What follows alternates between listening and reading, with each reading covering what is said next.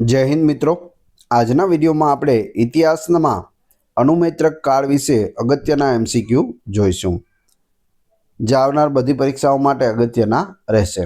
છેલ્લે તમારી ટેસ્ટ પણ લેવામાં આવે છે। આ વિડીયોની અંદરથી ત્યાં પ્રશ્નો પૂછાય છે, તો વ્યવસ્થિત વિડીયો જુઓ, પૂરો વિડીયો જુઓ અને ટેસ્ટ આપી તમે તમારું નોલેજ પણ ચેક કરી શકો છો।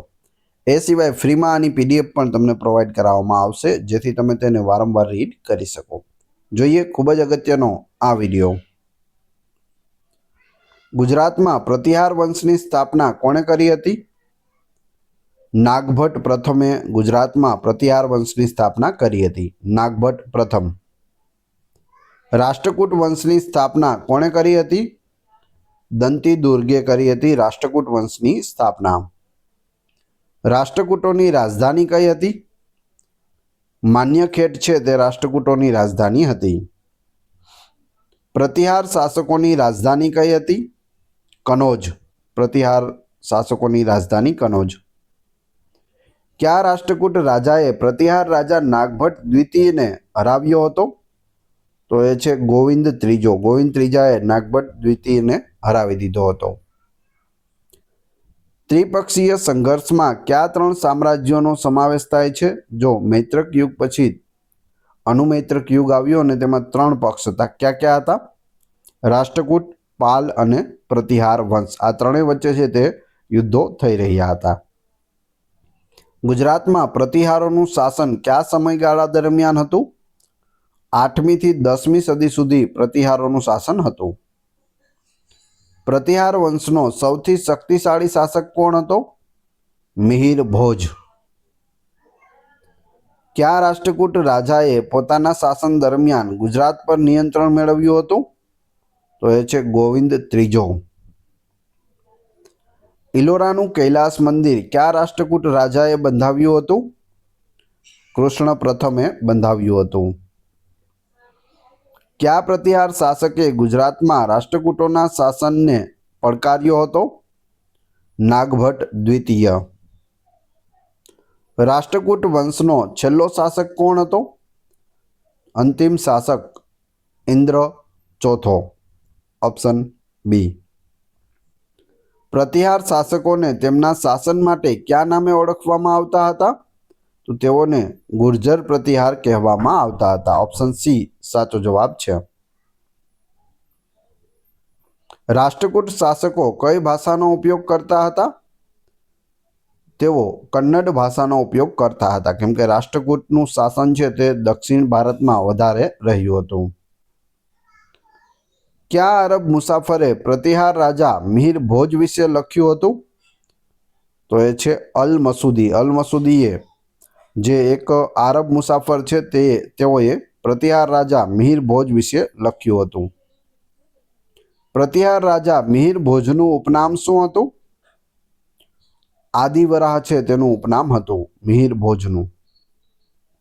પ્રતિહાર શાસકો કોના પછી ગુજરાતમાં સત્તામાં આવ્યા હતા? મૈત્રક વંશ પછી આવ્યા હતા।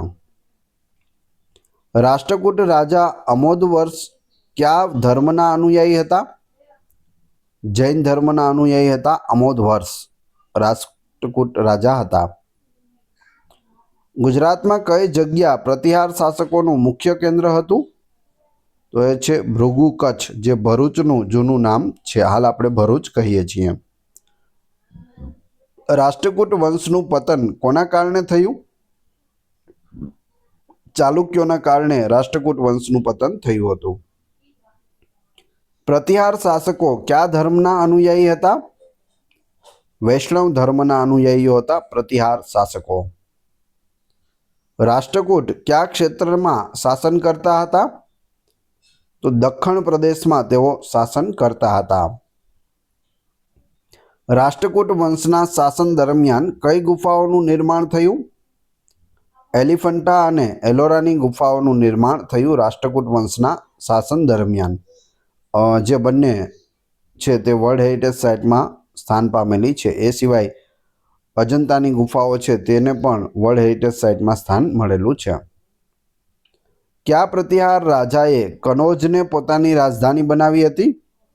નાગભટ્ટ દ્વિતીયે બનાવી હતી।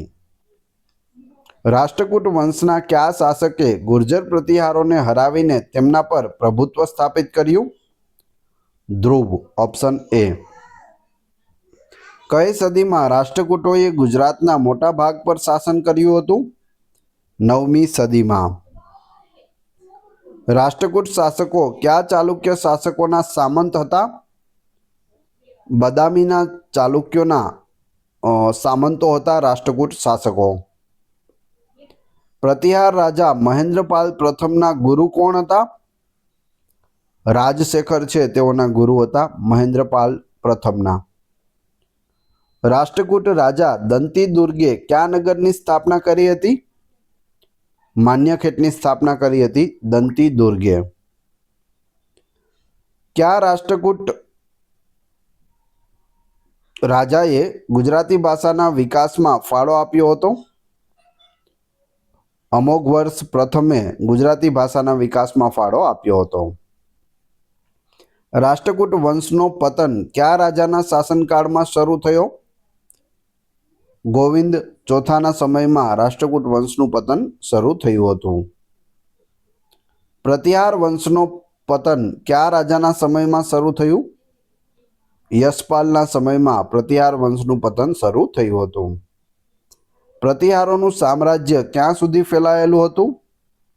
ગુજરાતથી લઈ અને બંગાળ સુધી ફેલાયેલું હતું પ્રતિહાર સામ્રાજ્ય. કયા પ્રતિહાર શાસકે રાષ્ટ્રકૂટોને હરાવીને કનોજ પર ફરીથી નિયંત્રણ મેળવ્યું હતું? મિહિર ભોજ. રાષ્ટ્રકૂટો અને પ્રતિહારો વચ્ચેની મુખ્ય લડાઈનું કારણ શું હતું? ગુજરાત પર નિયંત્રણ મેળવવું. રાષ્ટ્રકૂટ કયા યુગના શાસકો હતા?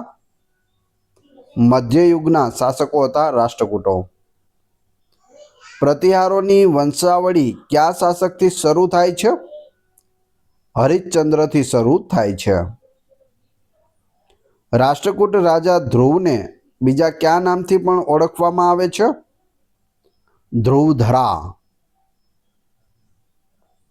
ગુજરાતમાં રાષ્ટ્રકૂટ શાસનનો અંત કોણે કર્યો હતો? સોલંકીઓએ કર્યો હતો. પ્રતિહાર અને રાષ્ટ્રકૂટો વચ્ચેનો સંઘર્ષ કઈ નદીના કિનારે થયો હતો? નર્મદા નદીના કિનારે. કયા રાષ્ટ્રકૂટ શાસકે પ્રતિહારોની રાજધાની કનોજ પર હુમલો કર્યો હતો? ઇન્દ્ર ત્રીજાએ કર્યો હતો કનોજ પર હુમલો. પ્રતિહારોની ગુજરાત શાખાના શાસક કોણ હતા? ગુર્જર પ્રતિહારો હતા. રાષ્ટ્રકૂટોના શાસન દરમિયાન કયું શહેર વેપારનું મુખ્ય કેન્દ્ર હતું? તો એ છે ખંભાત. રાષ્ટ્રકૂટ રાજા ગોવિંદ ત્રીજાએ ગુજરાતના કયા ક્ષેત્ર પર વિજય મેળવ્યો હતો? લાટ પ્રદેશ પર વિજય મેળવ્યો હતો. કયા પ્રતિહાર શાસકે રાષ્ટ્રકૂટ રાજા કૃષ્ણ દ્વિતીયને હરાવ્યો હતો? મિહિર ભોજે કૃષ્ણ દ્વિતીયને હરાવ્યો હતો. રાષ્ટ્રકૂટો અને પ્રતિહારો વચ્ચેનો સંઘર્ષ કઈ સદી સુધી ચાલુ રહ્યો? 8મી થી 10મી સદી સુધી ચાલુ રહ્યો હતો.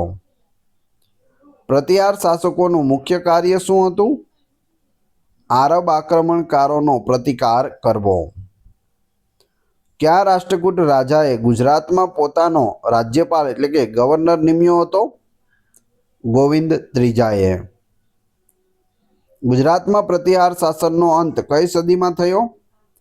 10મી સદીમાં. હવે તમારી ટેસ્ટ જે આપણે વિડીયો જોયો તેમાંથી તમને અહીં પ્રશ્નો પૂછવામાં આવે છે, જેના જવાબ તમારે ક્રમશઃ કમેન્ટ બોક્સમાં આપવાના છે, જેથી તમને ખ્યાલ આવે તમને કેટલું યાદ છે. એ પછી આપણે પીડીએફ વિશે પણ વાત કરીશું. વિડીયો પસંદ આવી રહ્યો હોય તો લાઇક, કોમેન્ટ, શેર અને સબસ્ક્રાઇબ કરવાનું ના ભૂલશો. આ ચેનલ ઉપર ઘણા બધા વિડીયો અવેલેબલ છે. તમે ચેનલના નામ ઉપર ક્લિક કરી વિડીયોમાં જઈ બધા જ લેટેસ્ટ વિડીયો જોઈ શકો છો. ટેસ્ટમાં પ્રથમ પ્રશ્ન છે, ગુજરાતમાં પ્રતિહાર વંશની સ્થાપના કોણે કરી હતી? 4 ઓપ્શન આપેલા છે, તમારે કોમેન્ટ બોક્સમાં જવાબ આપવાનો છે. બીજો પ્રશ્ન, રાષ્ટ્રકૂટ રાજા ગોવિંદ ત્રીજાએ ગુજરાતના કયા ક્ષેત્ર પર વિજય મેળવ્યો? બંનેના જવાબ આપી દેજો.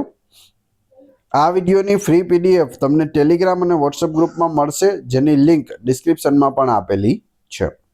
આશા રાખું છું આવનાર બધી પરીક્ષા માટે આ વિડીયો આપને ખૂબ જ ઉપયોગી થશે. મળીએ છીએ નવા વિડીયોમાં. જય હિન્દ, જય ભારત.